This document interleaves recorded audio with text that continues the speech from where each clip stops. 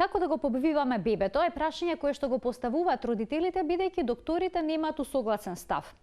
Едни лекари, односно педиатри даваат еден совет, ортопедите даваат друг совет. Сето тоа воопшто не се поклопува со искуството на родителите од пред 10 години, а уште помалку со искуството на нашите родители од пред 30 или 40 години. За збрката околу широкиот повој, разговараме со денешната гостинка во студиото, доктор Весна Аневска од ортометика. Добар ден. Добар ден. Многу ставови во ортопедијата се променија. Се срушија многу митови, како што е митот за потребата од широк повој.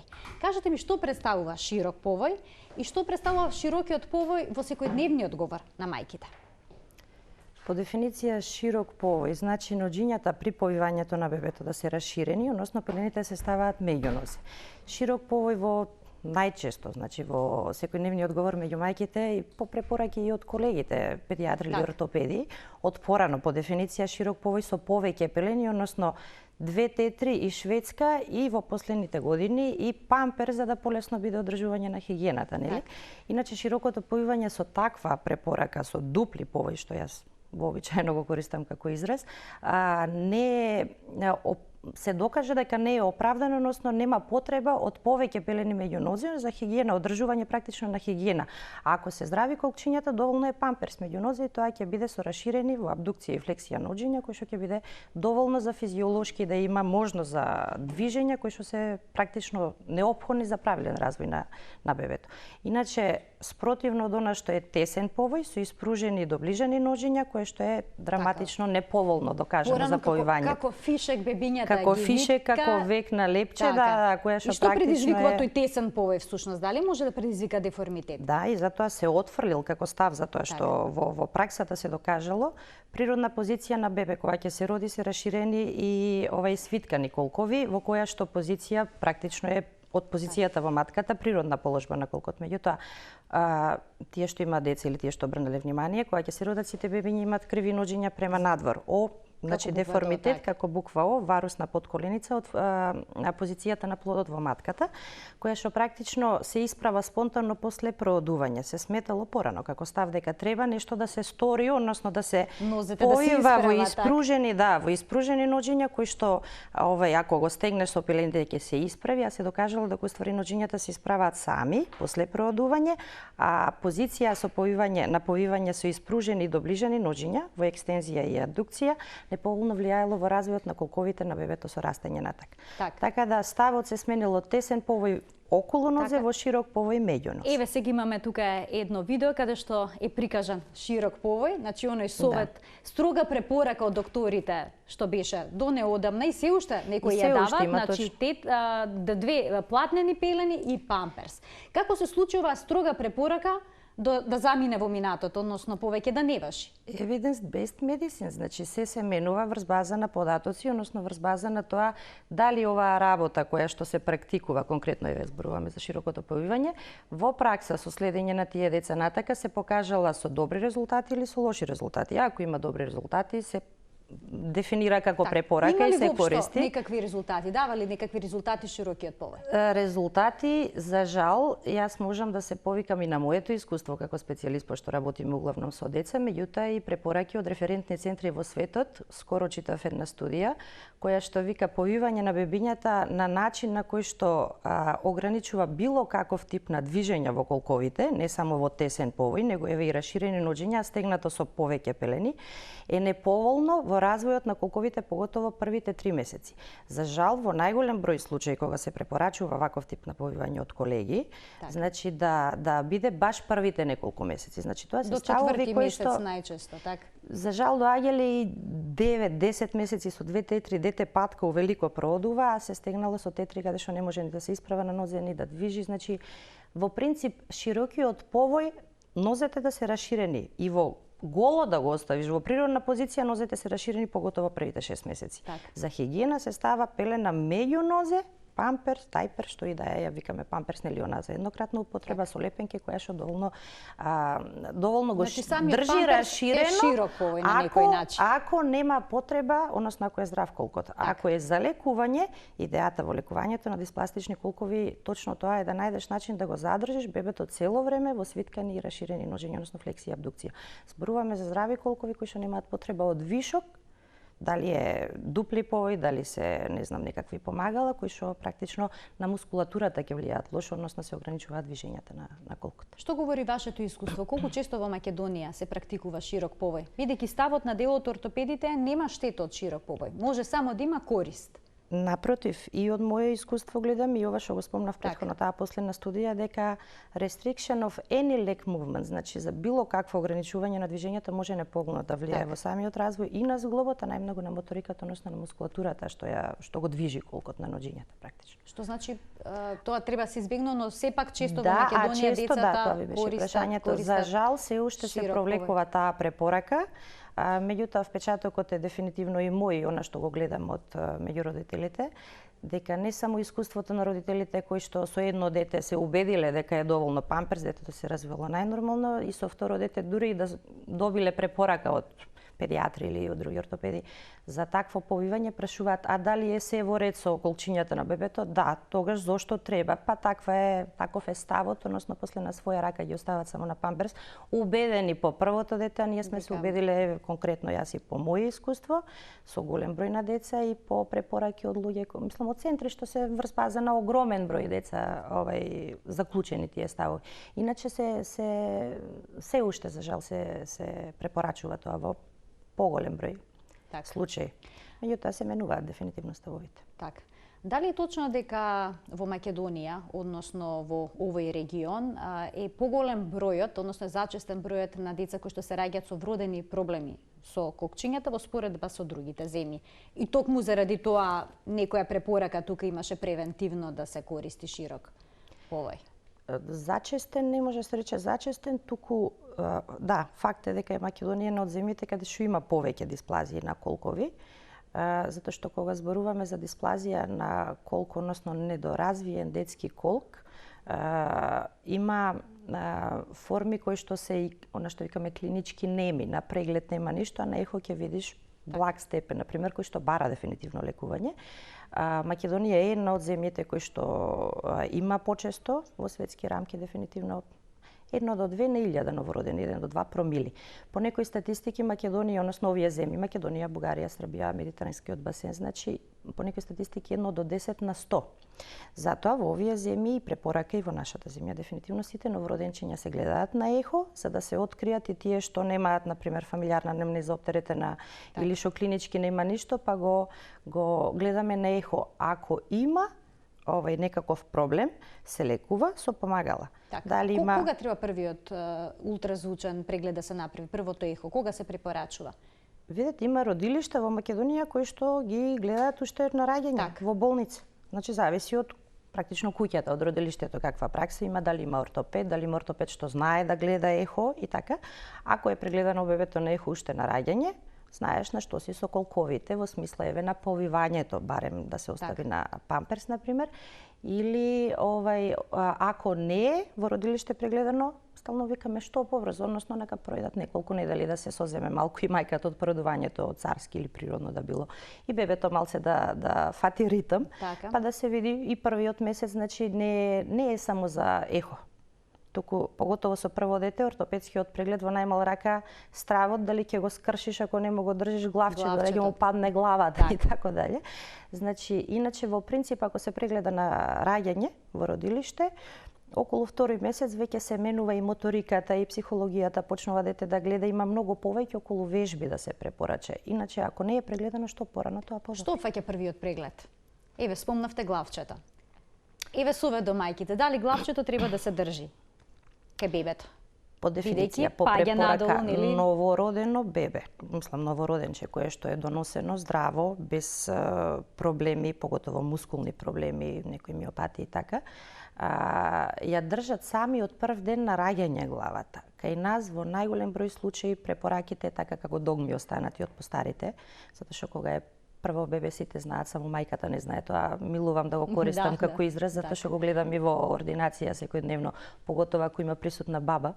А најчесто има. Најчесто има, поготово кога е прво дете, дека ќе падне главата и проблемот е, прво нема да падне, друго е замката во тоа што го држат сите, и бабата, и мајката, и сите што се околу бебето, и прават за многу брзо време лоша навика на потпора на главата. Раката го држат за главчето со раката, кога го држат го подпираат на рамото, и бебето добива една навика на пасивност, без да се труди, оно има снага, ја држи само главата ако не ја држиш, и после тоа за жал навикнува на подпората и главата без контрола се ниша.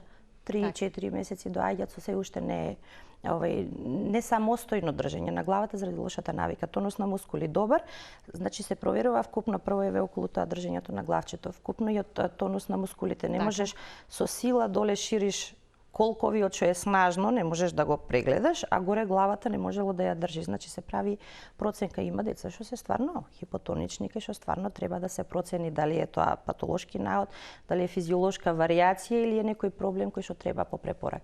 Споменавте ширење на ноџињата, значи широкиот повој не е единствената препорака во ортопедијата која што е надмината, исто така и вежбите на ноџињата. Порано се препорачува голем број на вежби и по 20-30 пати да се подигнат во коленцата, па да се рашират. Сега веќе тоа е минато. Што беше проблем со тие вежби? Зошто сега и ова се надминува? Односно е веќе непотребно. Во принцип, такви што ги кажат абдукцијски вежби на колковите, да. Движењето на колчињата, тоест на ноџињата во колкот, нели, во тој зглоб, се спонтани и викаме и 25 сати во денот бебе мрда ако има слобода. Так. Значи слобода во смисла да е на памперс, да не се ограничени со тетри, дупли, повојка што го ограничува нели движењето.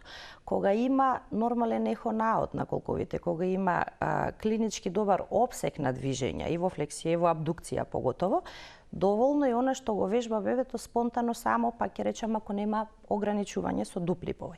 Ако има евентуално проблеми и на ехонаот, поготово на клинички преглед, на клиничко ширење ограничување во абдукцијата, тоа е најчесто резултат на природно појаки или скратени аддукторни мускули во препоните, има смисла со такви вежби на ширење, малку по малку ги подучуваме родителите како се прават тие вежби, за да добие опсек на движење, заради тоа што кога се скратени тие аддукторни мускули, може позицијата на главата на колкот во чашката во ацетабулум е неповолна и може да неповолно влијае во развојот на самиот зглоб. Затоа има потреба да има опсек на движење, покрај ехонаодот што е добар, нели? А ако има ограничување на движењата, тие вежби имаат смисла за да се добие опсегот на движење. Ако на ширење има добар наод, на ехо добар наод, носи само памперс и вежба цело време само, дотолку повеќе што се случи, снажно дете, има деца што се машки деца поготово, со исклучително, значи не е тоа во некоја патолошка смисла, него природно многу цврсти деца, па како расте 3-4 месеци, стварно не можеш да го рашириш, што детето дава отпор и се случи мајка да повреди мускул запнувајќи, нема осет прво дете и сега она нема представа колку тоа може стварно да биде ризично, да скине мускул во препоната па да заврши бебена операција и се случи тоа. Тоа е многу опасно. Практично, ако нема индикација никаква, се остава да го прави она што детето само го прави. Често пати прашуваат дали е ризично, поготово првите 2 месеца кога имаат проблеми со стомачни грчеви, флексијата, виткање на ноџињата према стомачето ги олеснува, значи гасовите, односно грчевите. Тука нема ризик, во флексија не е проблем, значи испружување, виткање, ризично е во ширење. Ширење, да. Ако има потреба, велам се препорачуваат, односно се подучуваат родителите како тоа точно се изведува, за да нема ризик од повреда, да добиеме она што ми е целта, нели, да добиеме опсек на движење заради колкот. Колку се важни D3 капките во развојот на колкчињата и воопшто на целиот коскен систем? D3 витаминот дефинитивно е неопходен како антирахитична профилакса кај новороденчињата од почеток првата година и лето и зима се додава. Колку треба да се дава? Која е препораката? Затоа што тука има разлики. 400 единици интернационални единици D витамин како дневна потребна доза е она што треба бебето да прими. Односно на пазарот кај нас како препарати го има Вигантол, мајките ќе ги знаат, родителите на новородени поготово. И Пливит D3. Сега има последната година уште еден бебитол во облик на твистов капсулки, тие се, значи не се капки. Сите тие препарати ги имаат, значи една капка вегантол или 2 капки Пливит доволна количина. Она што и често пати за ова дефинитивно доаѓаме во колизија со ставовите со педиатрите, практично една капка, пример, вигантол е доволна количина, меѓутоа многу често, она што ги викам технички причини, ке се лигави, блјуцне, се лепи на лигавица, тоа е плюс маслен раствор, и да не доаѓа ни до црева. Практично нема да ресорбира она што е дневна количина потребна и ризикуваат рахитис. Прво што прават при рахитис мека глава, краниотабес, позади ќе се деформира главата. И стално викаме 2, ако капнат и 3 нема проблем, односно значи, за да се предозира малку поголема доза. Да се предозира D-витаминот треба стварно високи дози и кога има сме препорачале еве краниотабес мека глава и по 4-5 капки вегантол се случува педијатарот да реагирал дека е многу, да се намали, а детето се уште има мека глава, значи има индикација за вишок D-витамин. И сега ќе даваш по повеќе, па после ќе проаѓа време за да се врати формата на главата, непотребно се создава ситуација која што можела да се превенира, а доаѓа ситуација да се лечи. Непотребно. Значи за развојот на коските воопшто, конкретно D-витаминот, кога ако дискутираме за колковите, има покрај оваа мека глава ситуации каде што препорачуваме, не само јас, потреба се препорача и по повеќе капки, има ситуации каде што окоскувањето, на што викаме јадрена осификација на главите на бутните коски да условно речено доцнат нешто месец-два плюс, па ќе појачам да се стимулира осификација или формирањето на зглоботима, еркерот да е уште заоблен, рскавичниот за да се... Има ситуации каде конкретно и за колковите се изнудува потреба да појачам, во принцип како антирахитична профилакса за вкупно за развојот на коските на скелетот се додаваат и мора да прима бебе првата година. Споминавте дека треба да се примаат и во лето. Иако е многу топло, има многу сонца? Првата година, да. Так. Првата година, над годината, како антирахитична профилакса, летно време е сончањето доволно, затоа што се голички имаат нели гола кожа на дневно светло поизложена, а во зимските месеци, кога веќе се со долги ракави покриени, како антирахитична профилакса препорачуваме најдобро рибино масло. За деца што јадат риба и немаат алергија на риба, рибино масло, сирупчиња обично до 3-4 години, после и во таблетарни форми за поголемки деца. Али треба да примаат, затоа што се случува рахитични деформитети и на поголема возраст да направат. Така. X-нозе, O-нозе, значи ставот кај нас, или рибино масло, или некакви мултивитамински препарати. Така, затоа што има деца што се алергични на риба, има деца што не го прифаќаат вкусот, се ароматизирани сирупчињата. Да, ароматизирани. За разлика од нашите генерации кои што немаја никаков вкус освен на риба. Но и така знаат да го намирисат и да има проблем. Да, реагираат, затоа некакви други препарати каде што има D-витамин, мултивитамини, има сега како гумени бомбони, има сега многу поприфатливи. Да, на психолошка да ги уловиме. База да ќе ги фати за да може да примаат. И да се навратиме уште малку за колкчињата, што доколку има проблем, какви може да бидат последиците во текот на животот? Тоа е, значи, работа која што заради тоа ние толку се бориме ортопеди кои што работиме со деца и со новороденчиња со проблематични колкови. Ако нема правилно развиен колк по форма, биомеханички оптеретувањата во текот на животот, пошто колкот е носечки зглоб, ја носи цела тежина, оптеретувањата, ако не се правилни, биомеханиката ја троши раскавицата и на главата на бутната коска и на чашката на ацетабул многу порано и добивате коксартроза, она што тој што има проблеми со колк знаат што значи колку е болно, колку е инвалидно. Дали тоа значи што менуваат колк, што мора да се оперира, дека во детството или како бебиња имале некаков проблем кој што може би останал и незабележан? Не сите, затоа што коксартроза, во напредната возраст може да има различни етиологии. Но има можност да влечат од минатото. Дефинитивно. Детски колк кој што не е среден, односно не е лекуван и не е излечен како што треба во детска возраст, на поголема возраст дефинитивно прави проблеми до степен на замена со вештачки колки на 35-40 години. А кој е процентот на успешно лекување на вродените деформитети на колковите? Не може тоа да се каже во проценти, поготово не на поголем број или во светски рамки, затоа што се многу индивидуални вариациите. Има многу фактори. Прво, степенот на деформитет, односно степенот на дисплазија на самиот колк. Друго, соодветноста на лекувањето, процесот со кој што е лечен помагалото, биолошкиот одговор на самиот организам. Има случаи на дисплазитичен колк, да речеме од умерен степен, кој што со 6 недели, што е минимум, со абдукцијски гајкички вајкер ставиш, за 6 недели на минимум се средува сите среќни, јас и може пациентите. толку брзо да се среди за 6 недели. Тоа е минимумот, да. Има деца кои што е таква иста форма, која што упорно правиш, што викаме по протокол, односно соодветно го лекуваш, не мрднува и фрустрација и за тебе како доктор и за родителите, затоа викам, па и за детето целиот процес сигурно е бебе, тука мачно. нема, да, се навикнуваат во еден момент на помагалото, од почеток дури да го прифатат. Меѓутоа во принцип зависи од повеќе фактори и она што е организам и она што е, нели, начин на лекување. Повеќе ситуации, затоа што има различни од благи форми до напреднати до комплетно луксиран колк, кој што е сосем поинаку. Се случува често на операција да завршат? Има ситуации, поготово ако е подоцна почнато лекувањето и ако е комплетно луксиран колкот, ако е чашката полна, има ситуации, значи каде што има масно ткиво внатре, па ти го репонираш, го држиш, тоа пак кога ќе трнеш помагалото ќе излезе. Значи има ситуации каде што се лекуваат и со операција. Ништо друго не помогнува. Ви благодарам за гостувањето во 0N+ и што вака детално ја расветливме, одговоривме многу прашања врзани со збрката со широкиот повеј и со уште неколку други ортопедски прашања. А ние продолжуваме понатаму еден прилог кој што е поврзан со тоа како родителите, односно татковците, да ја зголемат самодовербата кога ги извршуваат обврските со своето бебе. Погледнете. Немојте да го враќате бебето на мајката кога не може да се смири.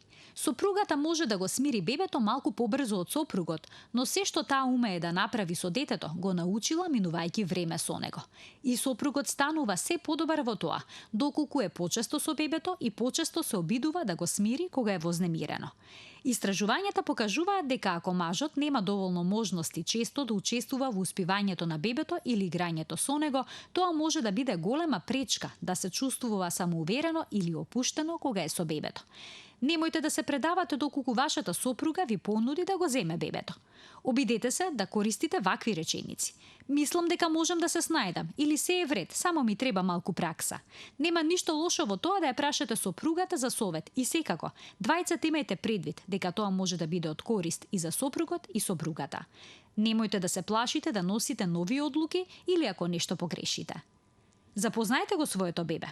Дали се прашувате од каде да почнете? Научете го јазикот на своето бебе. Иако фондот на зборови е многу ограничен и мал, доколку добро обрнете внимание, набрзо ќе можете да правите разлика помеѓу плач кој покажува премор, глад, мокра пелена или желба за игра. Кога ќе научите да ги препознаете разликите, полесно ќе можете да одговорите на неговите потреби и подобро ќе се чувствувате и вие и бебето. Комуницирајте со своето бебе. Новопечените татковци често се загрижени дека не знаат што да прават со новороденчето. На крајот на краиштата, бебињата не зборуваат, не може да фаќаат топка и се чини дека не може да прават ништо друго освен да плачат.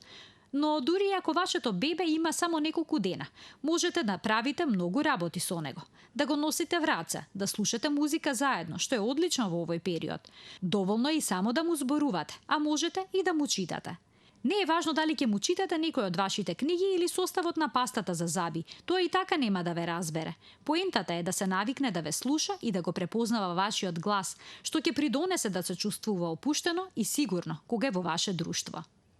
Немојте да мислите дека работите што ги правите со бебето немаат значење. Мажите и жените поинаку комуницираат со бебињата. Мажите повеќе вложуваат во енергичноста, а жените во емоционалната врска. Немојте да слушате кога ви велат да не се тркалате на креветот и да се откажете од останатите машки игри кои би ги играле со вашата ќерка кога ќе биде малку постара, бидејќи не се помалку важни од игрите кои што вашата сопруга ќе ги користи додека го забавува своето девојче. И стигнавме до крајот на денешното издание на 0N+, а воедно и до крајот на утринската програма на Телма. Гледајте не утре во истиот термин, од 8 часот наутро до 12:30, секако на Телма. До гледање.